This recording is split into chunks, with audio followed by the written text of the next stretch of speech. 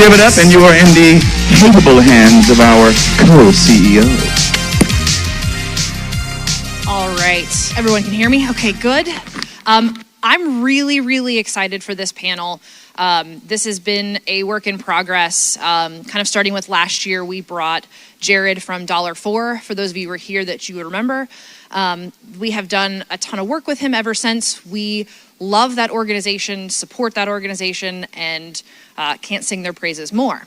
So social media continues to impact the lives of providers, of patients, of healthcare workers. And so I think it's super relevant for us to talk about that from a lot of different angles. So each of these individuals have a different, different platform, different modalities. And so I want to highlight those different things. I will say that I am somewhat of a stalker of all of these individuals. So glad they could make it. You guys can fangirl, fanguy with me over them. So I won't do their intros. I will let them introduce themselves. But thank you for being here. And I think you guys will find this one pretty exciting. MZ? Hi. Is the mic on? No. Let's see. Have to do something? I'm not tech crew, but I'm going to give this a try. How about now? Hello. Yeah. All righty. Yeah, that's your LinkedIn profile. I will. All right. So, hello everyone. My name is Zachary. I Zoomed in last year, if you remember, if you were here. Thank COVID for that. I would have been near Galveston happily with you guys, but it's a pleasure to actually be here in person. I think for the first time in my career, I had 0 issues with the flight. Famous last words, I'm never getting home. So I was diagnosed with terminal brain cancer at the age of 21 in 1995. Spoiler, best misdiagnosis ever. At the time, I was a concert pianist, a film composer going to grad school at USC to study with the late Jerry Goldsmith, and that all got shot to hell because my left hand stopped working because of the tumor. After surgery, radiation, I kind of like to say that I lost my life, but I didn't die, and I didn't really have a 20s. Long story short, still here, 10 years Omnicom, 10 years nonprofit, 6 years Google Health, and now I run a company called Offscrip Health, which is the largest direct-to-consumer podcast network in the country. And I'm the host of a podcast that Liz and Melissa have been on. Well, we got you on that one. that went down fast. Called Out of Patience. And it's a pleasure to be here to represent the patient voice.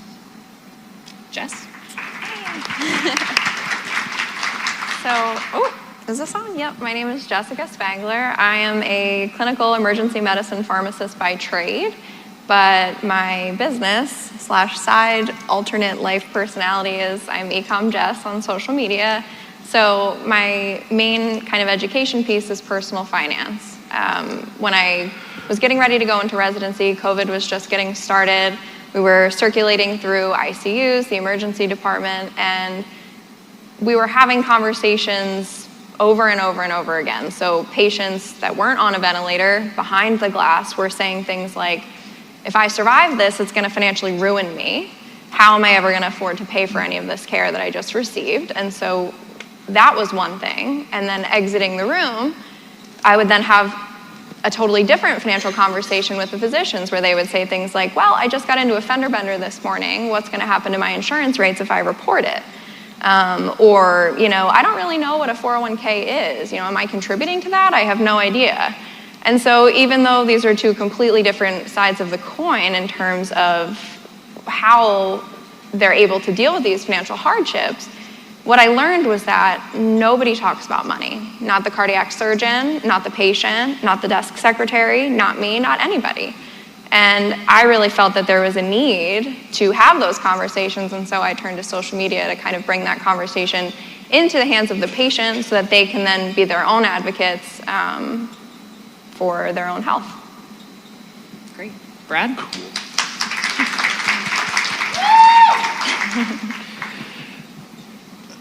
I could have used you as a clinical emergency pharmacist back in 2004 because that's when I went into an emergency room with a really, really bad headache, one like I'd never experienced, and it turns out it was a holiday weekend, and everybody had taken the day off. Nobody knew their way around the ER. Labs came back, nobody looked at them. Nobody knew how to communicate. I thought I would be able to communicate and at least get the attention of everybody because I'd been an attorney in the medical arena. I was never afraid to speak to doctors and open up my mouth, but when you become the patient, just freeze. So I went in with a headache, received no care, a lot of handoffs, a lot of missed signals. I left 6 months later with no limbs because of the undiagnosed bacterial meningitis that if you were up there and you got the order for the Rocephin, it would have come down, but in this case, it didn't happen. So I said I was a lawyer, so when this whole thing happened to me, my next move was to try and find a way to make sure that it didn't happen to other people. Tried to do it the legal route for a little bit, but it's after the fact. You're helping people get money after they've already had some sort of horrific event happen to them.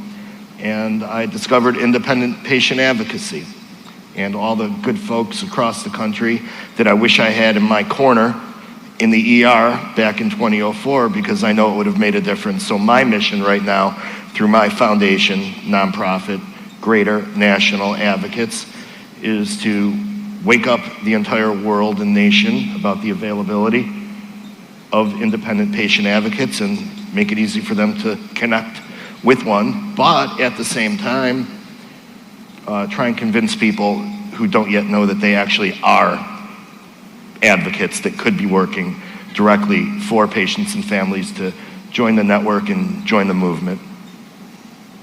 It's incredible because, yeah, absolutely. Even though each of you deliver your message in different modalities and everyone does something a little bit different in the financial component and going through a podcast, the message is still the same, right? Mm-hmm. We're having a reach to patients and to providers that we previously may not have had. And so I would love to hear kind of, what your kind of dreams are, where you would like this to go. And then we'll kind of talk about some of the struggles of social media. But using your platform, where do you want this to go? And Jess, I'm going to start with you. Sure.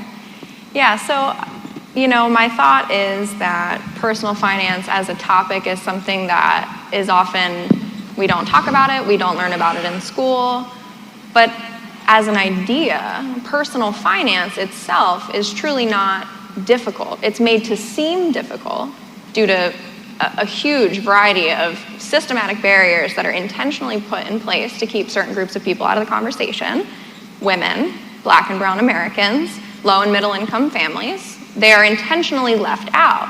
But personal finance itself is not difficult. And so that's my goal, is to help through social media break down those barriers so that people feel empowered to know that, hey, this is something I can do.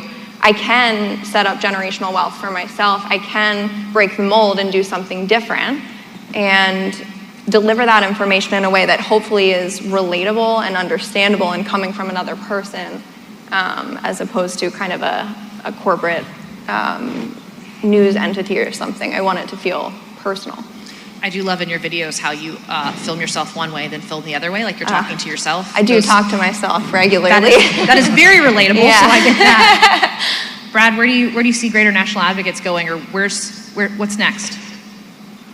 I think the big vision is to create an alternative universe of people who have experience in healthcare or experience dealing with healthcare, so that the people who are struggling within healthcare at the present time have somebody to turn to. And I say an alternative universe because what I find, and I know what a lot of advocates find, is people are not calling the independent patient advocates that I'm here to represent. And for anybody that doesn't know what an independent patient advocate is, briefly, a lot of people who have experience in healthcare who have left, people who have been through trauma themselves, who have learned their system. I'm a perfect example. You don't spend 6 months in the hospital without knowing your way around. It goes from figuring out what colored clothes the custodians and the janitors wear versus who the doctors are. And I didn't know any of that, and you're delirious. So I became an expert on that. So everybody who's an independent patient advocate has a specific skill set that they learned. And my goal is to gather them all under one roof, make them available, introduce them to each other. And that's the universe, because when people are calling for help, I've always find that it's a 10% chance if somebody is calling any professional, for example, think about a lawyer. They're calling for help, but that is probably not the person that is going to always end up being the one. The alternative universe is where somebody reaches out to an advocate, and that advocate can help them, or that advocate says, this is not my area of expertise, but because independent advocates are so connected and collaborative, they're gonna get that individual to where they need to go. So that is my ultimate vision, because nobody is an expert at everything. And if we can keep all the independent patient advocates within their area of expertise, allow them to collaborate, cross-pollinate with each other, learn from each other, learn from patients, learn from all of us, which is why we're here, because we need to see what is in the head of the industry side and the efforts that you all are making to reach your patients and to do right by them. And we know that when you are stuck in the institution, you can only go so far. So my question is, well, what happens when you hit a wall? What happens if you're in charity care and it's a for-profit hospital, or somebody doesn't qualify, but they still need help? Where do you go? Do you do what a lot of people do and say, I'm sorry, I wish we could help you? Or do you guys now know that you could reach out to independent patient advocates and say, this is not something I can do, but there is a group, this alternative universe that we're talking about, of good people who know good things and who want to help. And that's how we're growing our profession. Yeah. By doing things like that. And then you've got a loud voice like MZ over here who's a fan of the patient advocate. So Yeah. where do you see Offscrip and your life going with this? So it took me 7 years wandering aimlessly through my 20s, with no quality of life and no friends and whatnot, to finally find another person like me, a peer. And like, aside, a niche peer, bald Jewish from New York, went to my university and was in my a cappella group. Like, niche peer. And he was on the board of one of those powerful policy groups in DC called the National Coalition for Cancer Survivorship. His name's Craig. And he said, Matt, I want to teach you how to be a cancer advocate. And I said, what the hell is a cancer advocate? And he basically summed it up really quickly. Whoever gets diagnosed next, you can help what they go through suck a whole lot less than what you went through. Done. Sign me up. And that resonates with all of us. How do we help the next us? Because when healthcare lands on you and your family, you're living in a supply-only economy. There's no demand. It's not like you want to buy a Toyota, you can research cars. I can't wait to get cancer and listen to Matt's podcast, said no one ever. So from that consumer perspective, who is protecting you at the federal level, at the Ralph Nader in the 1960s level, to guarantee, like a DA, you have the right to a navigator, you have the right to access to care, you have the right.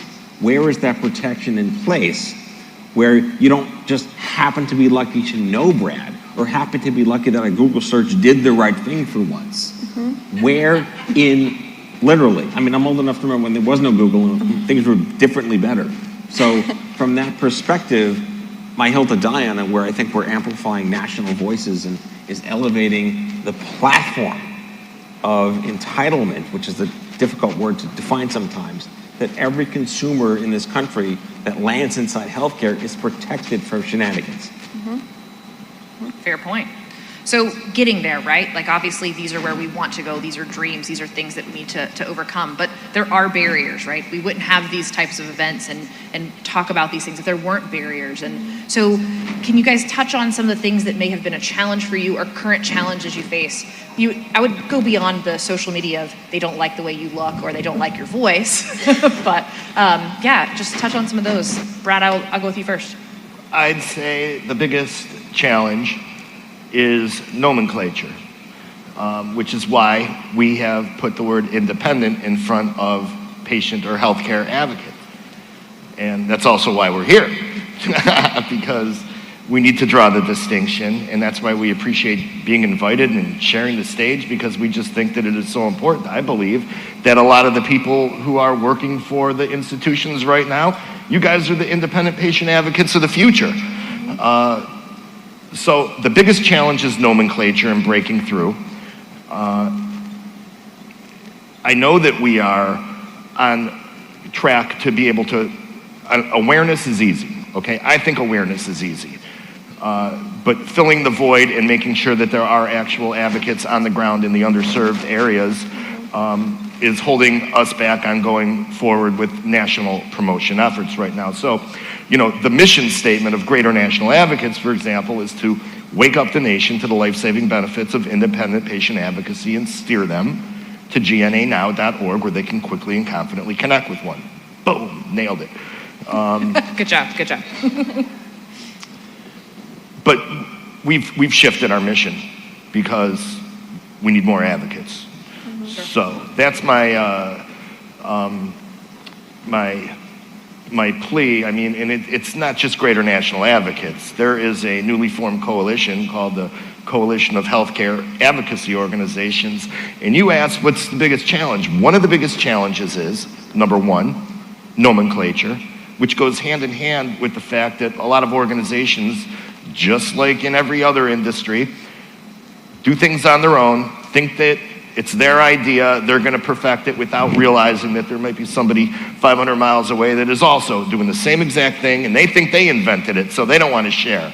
So we're trying to force collaboration, get all the organizations that are doing great work together and on the same page, so that we are not duplicating each other's individual efforts.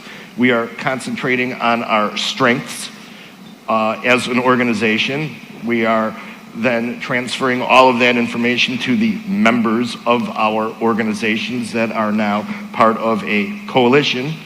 CHACOW is the Coalition of Healthcare Advocacy Consultants.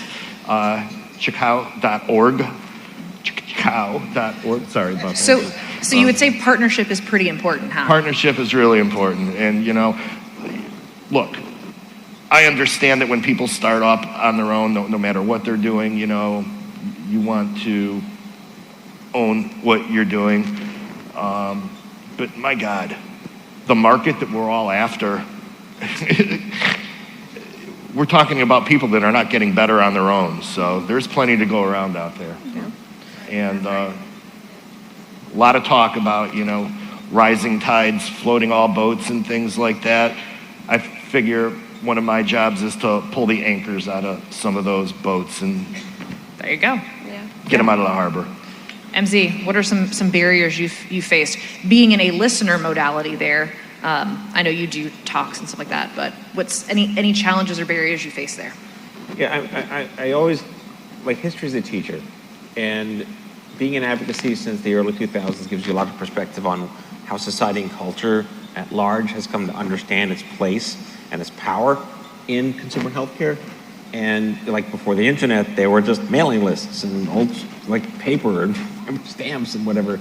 But one of the things that was given to me by Livestrong in its heyday was a sort of this dogmatic principle of collaboration is competition. Mm-hmm. And that stuck with me my whole career.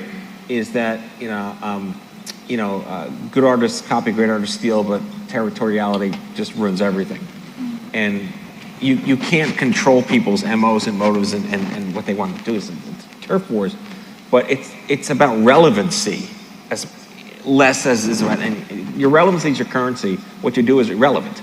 So what I feel like are good success stories, at least in oncology in my career, was like the young adult cancer movement, which was a thing about millennials and Gen Xers back in the 2000s died a whole lot more than everyone else because there were no systemic, nothing institutionalized about age relevance. And there was no one organization that said, I alone will do this. And I created a massive community of 140 organizations, Rising Tide. And here we are 20 years later, and just this year, a peer-reviewed published report reported that outcomes in young adults are staggeringly higher than they used to be 20 years ago. And that would not have happened if like one person said, go away, it's me. This is a we mentality, and the relevancy of how you get people interested and how you get them hooked and how you support them and how you give them ownership of their being pissed off, but the power to do something about it and help people like them. Yeah. Jess, all you. I mean, from the social media side of things, there's all kinds of barriers. There's a plethora of just completely incorrect information that floats around, which tends to do better than correct information. People really love to hear something that sounds really good but isn't actually practical or doable or realistic. It's just fluff. And so that's really hard to come from a position of, doing some real research, trying to connect people with real resources that do have boots on the ground and actually advocate for patients and vet them and make sure that they're doing what they're all supposed to be doing, and then having to fight through the flood of, just nonsense, making sure you're not steering people in the wrong direction, making sure you're not showing people resources that don't actually do anything for anybody. So that's a challenge. But I also think that on the kind of simpler side of things, there's a lot of people that are unfortunately wanting to take advantage of people in those positions. So we were talking about earlier, there's a lot of fake accounts. There's a lot of people that, my account personally, I have people that pretend to be me and then send people messages and say, if you send me $2,000, I'll pay off your medical bill. And literally pose as somebody who's trying to help them, and people pay them. People do. They pay them thousands of dollars to try and help them.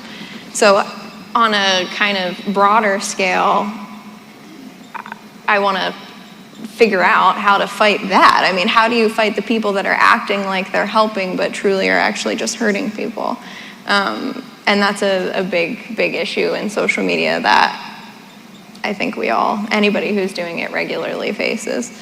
And what kind of support do you receive from these organizations? I mean, you're on multiple platforms. Do you have that support? Did they hear you? I think that's kind of the behind-the-scenes look that I think a lot of people are curious about. Yeah. Not often. Not often do I have that support. There's very little that we can kind of do as creators to actually shut down these people that are doing all these horrible things. It's something that I spend hours and hours and hours of my day doing, is reporting these people who are trying to scam people out of money and pretend that they're helping them. Copyright infringement, going through every avenue, but unfortunately there really aren't a ton of resources available that can connect creators who are trying to help to the resources to get these bad people out of the picture. It's a big problem. Yeah, and bringing up the creation process, right? There is a lot that goes into it. I know with your podcast and your series that you do. I mean, research, time, planning. I mean, you guys all have jobs. We all are doing several different things. MZ, you want to touch kind of on that creative process, the time, the effort that goes into that to deliver high quality materials for patients? Yeah, I always go back to channeling my advertising roots back before the internet, because one of my accounts was Frito-Lay. And who doesn't know Frito-Lay? Right? We all want to eat it right now because I just said the words. And, Doritos was one of the clients, but what I learned, irrelevant of the deliciousness of the product I'm discussing, the way in which consumer packaged goods knows how to make you want something you didn't know you wanted is utter genius in the brilliance of Dale Carnegie's psychology and advertising. They know who you are, what you want, and how to get you to want it, want more, and tell people you like it and they should eat it too. And the reason I bring this up is because tribalism works when it works. I'm not going to talk this way anymore. Where I'm going with this is that back in those days, you learned to somehow trust these brands because they gave you value. They might have been healthy for you or not, but you learn to trust these brands. And trust is something that has eroded significantly with social media. And tribalism is becoming more and more tribalistic and more trollbalistic. I just made a word up, you can own it, trollbalistic. Sounds right, yep. And where I feel that healthcare has not helped is the sanitization of content, derivative of lawyers ruining everything. Now, we need attorneys here and there. I'm not going to go full Shakespeare on you. But this concept of restoring the way in which regular, normal consumer companies know how to speak to you like you're you, who, how, if, when, why, every question possible, is there a universe where these companies can talk to you like consumers and not numbers and IDC codes? And I say there isn't a universe where that exists, where they can do it on their own. The responsibility of the patient advocates isn't just to be there for other people, it's to reform the way that communications are built through empathy and trust. The nonprofits do it very well because we're the ones that argue, we know how to talk like you. I'm gonna go with a health insurance company that doesn't really know how to talk to you like a nonprofit does, but they can't legally. So, long answer, short question, empathy in communications. Brad? I think the question, I can answer it even though I don't remember what it was. And I'm going to answer it this way. When I decided that I was going to go and start a nonprofit foundation, and I knew that I was going to have to reach hundreds of thousands and millions of people, I decided that I was not going to partner with another lawyer or another advocate or anything like that. I partnered with somebody that came from an advertising and marketing background, similar to you, rolling out Fortune 500 accounts and getting people to drink more Coke or Pepsi because the ice cubes looked really good, you know? So that's the approach that we've taken, and I defer a lot of my messaging, not my messaging, but the presentation decisions to him.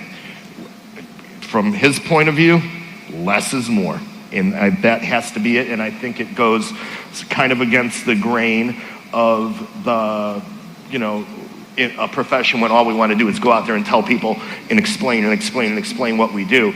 We need to find a way to condense that and get it down because people are calling for help when they need it. Nobody's planning. They don't plan to go to the hospital. You sure aren't going to plan on calling an advocate when the hospital isn't working for you. So we need to be there and accept them when they are willing and when they're going to reach out. And hopefully we catch them at that point. They learn about us, pass it along by word of mouth, and that way we can get to people before they need help. So I hope I answered it, but you know, our platform is designed to engage quickly. We don't do, and we do, you know, we'll spend 6 months, you know, writing our scripts for our explainer. But it works because you speak consumer. You speak like ordinary people speak. They hear it as if someone said it to them because they're them. It's not like this rolling blackout idea of like, why is there a commercial for lowering your A1C but it's a barbecue? Like right. That's really stupid. Right? Why is that a thing? You can speak in a way that people understand. Right. Yeah, I think that's, you know, that messaging, that ability to do that is what's huge. And I think that now that you have really two age demographics utilizing social media, there's your kind of mid group in your 30s to 40s, there's your 50 and older, and then there's your young teens, early 20s. And, you know, you look at the consumer data, you know, times, this, that, and the other. I think, does that impact you guys, or is it, I'm going to stick to broad messaging? So target audience. Yeah, I keep going back to my proud to be aging self. I think there's a lot of us just miss traditional media. There was less noise. There was kind of television, print, and radio, and now it's just a, I don't know, it's like a Jackson Pollock painting, and you never know where to look and what to do when the dopamine's off the charts. I think where I really wanted to lean into what our company stood for. And by the way, Offscrip Health we're 27 shows, series, and documentaries. We produce direct-to-consumer content. We're all over all the platforms. But this idea of just stopping and listening using one sense to feel intimate and hearing things and sounding like something important and highly produced. First of all, Zoom calls are not podcasts. All right, end of soapbox. But this idea of slowing down, which is so hard to do these days, I don't want to take 20 minutes of my day and watch a video about something when I could listen to something that has a different feel to it and gives me a different emotional reason to care and get involved and do something. So this isn't like replacing anything. It's kind of everything old is new again. So just the pure value of audio as the medium clearly has a stronger effect in boomers and Gen Xers than it does in some younger millennials and Gen Zers, because you were raised on video. Yeah. So how do you feel with that? I mean, it's something, and we talked about it earlier a little bit, that I've noticed the demographic is different depending on the platform. So my audience on YouTube is a different group of people than my audience on Instagram, and that's still a different group of people than my audience on TikTok. And even just down to the production of a video, different people are watching me talk to myself back and forth than are watching me sit down face to face and explain a concept with all kinds of different, materials behind me where I break something down step by step. So I do think different groups of people want to hear different things and they want to see it presented in a different format. But how that actually translates to, action is the challenge. Like, how do I then present that information to these different groups of people in a way that not only do they hear it, but then they go do something about it. They actually take the actionable step to negotiate a medical bill, to ask for an itemized bill, something that actually then gives them a list of things that they can then go do instead of just hear and scroll on to the next. And I feel like the demographic that kind of targets greater national advocates or that you hear from the most is another whole separate, it's people in second careers or, pivotal moments. Well, I mean, the demographic that we're trying to reach, I think that you ask any professional independent advocate out there who they get their inquiries from, it's not going to be from the individual directly most of the time. It's somebody calling on their behalf, and a lot of the times it's a daughter. It's somebody out of state that's worried about their mom, and they need boots on the ground, like you said. So the demographic we're trying to reach is, patients, loved ones.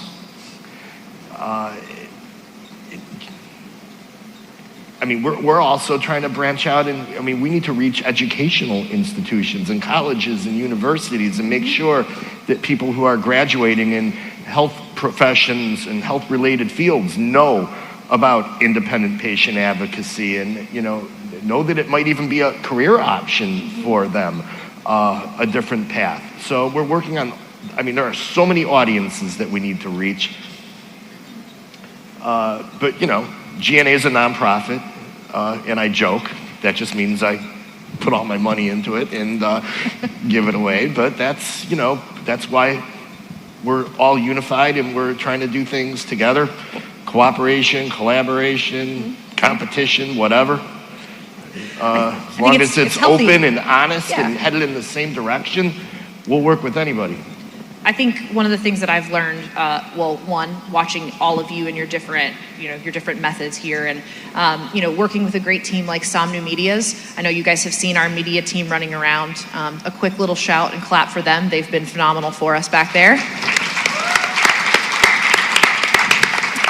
Is the time, right? We're delivering quality messages, and it takes time to record these things. It takes time to post them, to do those things. And so, that's been an absolute humbling experience.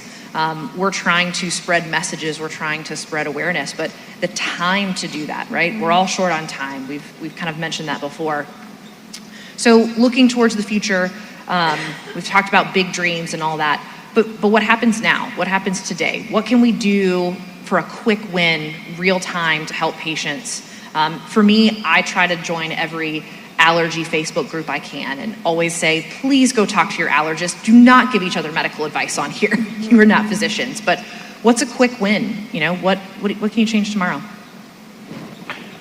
Anybody? I would say if we have any writers in the house, authors, bloggers, people who write articles, a great way to get the word out is one of the things that GNA offers is we provide every advocate on our platform with the ability to write and publish blogs, and then we take it from there. Once they're out there, I'm going to start getting them to people like my other people on stage. But I think that's a great way, you know. And I'm saying that because you don't only have to be a member. If it's a good blog and it gets the message out, it's a guest blog and it drives traffic both ways, backlink and everything like that, and everybody's happy.